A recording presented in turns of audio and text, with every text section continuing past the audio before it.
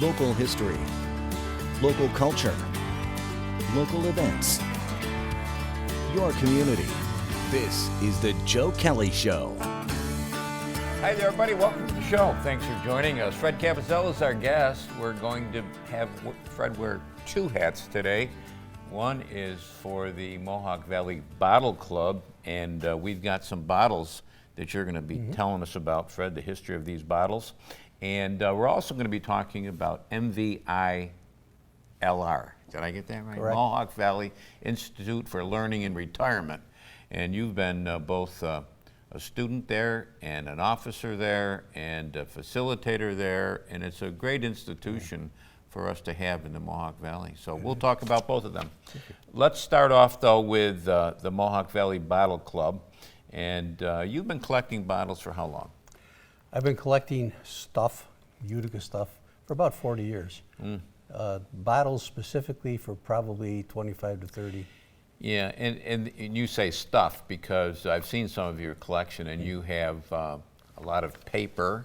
What do we call that? Ephemera. Ephemeral. Yeah. And what other kinds of stuff do you have in your collection that you collect? Well, when you think about bottles, you think about glass, but there are a lot of other kinds of containers.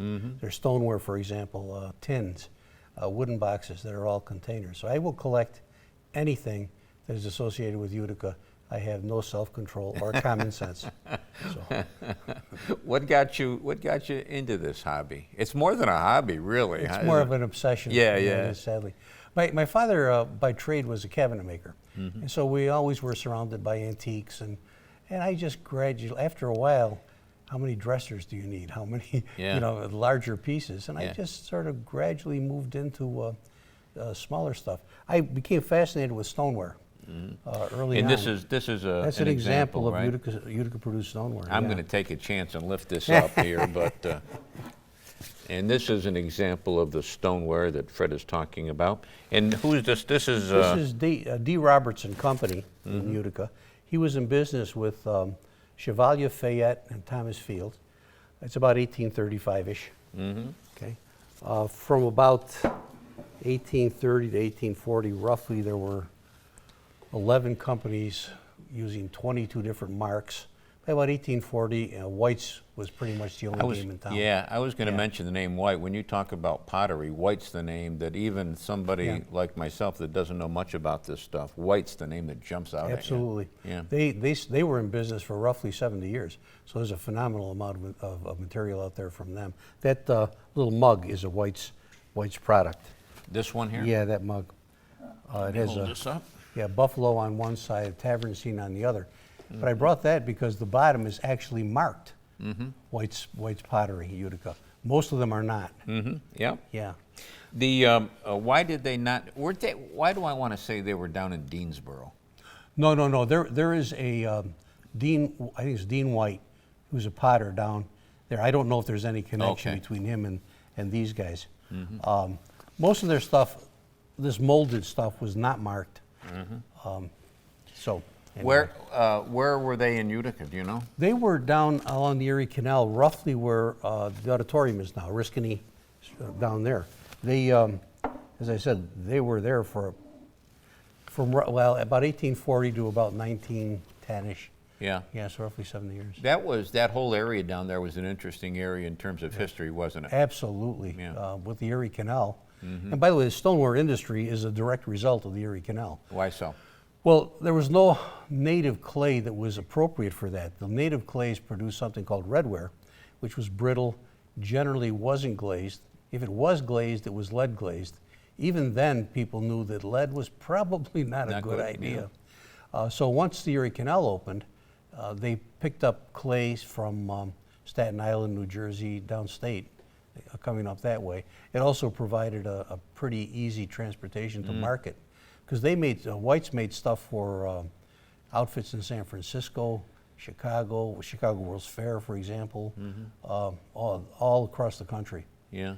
The Utica area in itself is really well, I don't want to say mecca, but I mean in terms of history, in terms of opportunities to buy. I mean, you've got bulk fill, you've got lots of opportunities here, yes? Absolutely. Balkville alone, now that they're having 2 shows a year pretty much, and there's some wonderful local dealers. It's just a great place to hunt. Yeah, and didn't you tell me before the show that you picked up something recently in Balkville? Oh, I did. I really misbehaved, but it was a beautiful piece. Yeah. White's made absolutely gorgeous ice water containers. There are 3 that I know of. I picked up probably the more common one, which is barrel shaped, about 2 feet high, very nicely embossed. The rarest one, believe it or not, Joe, has polar bear on it, and in complete condition, it retails in the 4-figure area. Ooh. Very rare. I've only seen pictures of that. When you talk about this container, we're talking about something that you would put ice in. Ice and water. It has a spigot on it.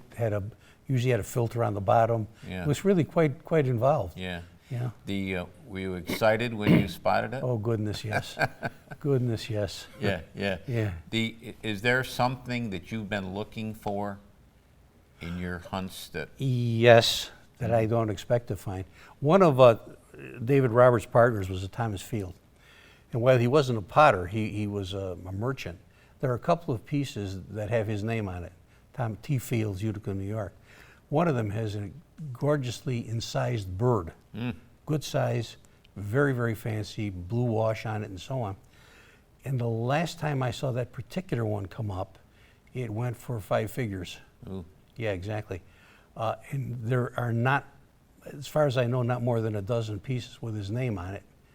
So I wanted to pick up one piece from with every mark. And that one I think will evade me. Okay. When we come back, let's talk some more about the bottles that Fred Capizzola has brought with him today, and we'll talk also about how you can do some learning in retirement. Short break, right back.